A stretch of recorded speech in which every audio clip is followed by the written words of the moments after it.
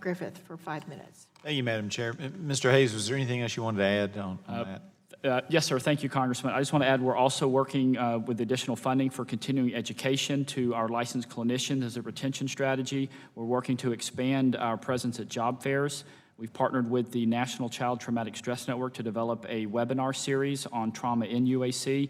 And in April of this year, we also hired a board-certified adolescent adult psychiatrist in the Division of Health for Unaccompanied Children inside ORR. Again, to the OIG report, there is an overall nationwide shortage of licensed mental health professionals available, and that does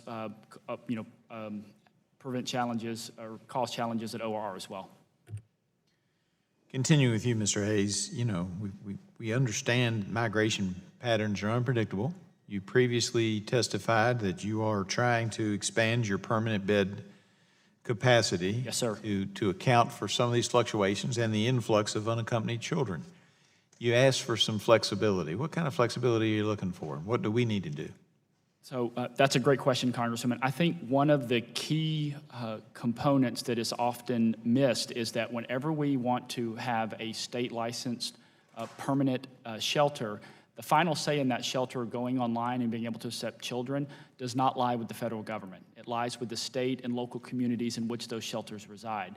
And so, you know, I can give a few examples where we've had these smaller size shelters like Dr. Ruiz would like to see us have, which we would like to have as well. But when, when migration patterns are, again, extremely difficult, if not impossible to predict, we have to have flexibility because any HHS ORR shelter is a better environment for an unaccompanied child than a Border Patrol station. I think all of us on this platform, on the dais today would agree with that. And so because those migration patterns are very difficult, if not impossible to predict, we need to be able to have the ability to turn on and turn off beds as quick as possible so that we can get those children out of the Border Patrol stations and into the care that we have. And because I don't have the final say, and again, your colleague from West Virginia highlighted the struggles we have in finding right here in our own backyard in D.C. and Northern Virginia. We want to have these shelters, but if we have reluctance from the local and state officials in doing so, I'm going to have flexibility with some larger or medium-sized shelters that would be influx shelters run by the federal government. And Representative McKinley did raise the issue about Washington, D.C., and you've now mentioned it a couple of times. Are there other areas where communities are saying, no, we don't want to house those folks here? I know that we've received formal communication. I think I would probably limit my response to formal communication from D.C. and from the Northern Virginia area, specifically the city of Alexandria and the county of Fairfax.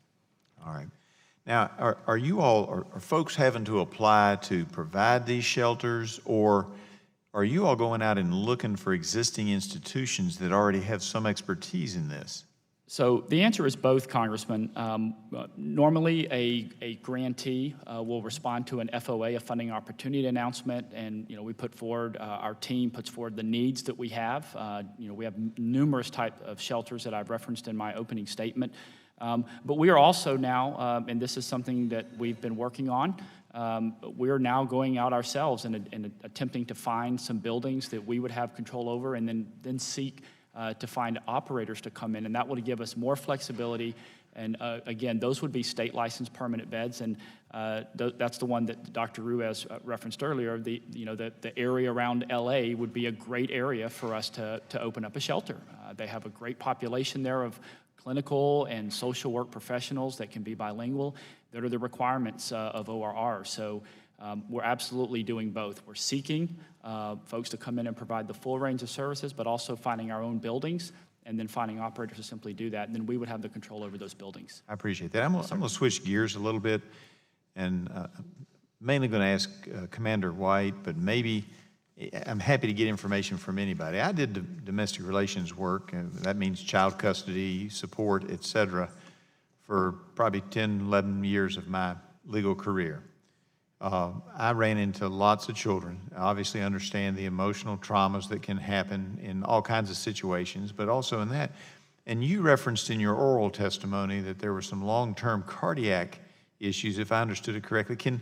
We don't have time today to go into all that, but could you give me some of those reports? Because even though I haven't represented some of these kids in a long time, it's one of those things that you worry about when you've done domestic relations work is, what are the long-term prospects for these kids? Can you give me some reports, particularly on the emotional side, I understand, but particularly on the cardiac or other health, besides emotional health, but physical health issues? Absolutely, Congressman. So the body of current evidence around toxic stress, including the Shankman studies and the other works out of the Harvard Center on the Child, really does speak to the range of risks that children who experience sustained trauma and high levels of stress can have on a number of domains of lifelong health functioning. That would include many children in our domestic child welfare systems, which is where a lot of that research has been done. That certainly also applies to unaccompanied children who've often experienced extraordinary levels of traumatic exposures in terms of exposure to violence and poverty in home country. It is, those problems are generally compounded for children who experience separation. So yes, sir, we'll be glad to provide you with that science. There you go. Thank you. Gentleman's time's expired. Chair now recognizes the chair of the full committee, Mr. Pelosi.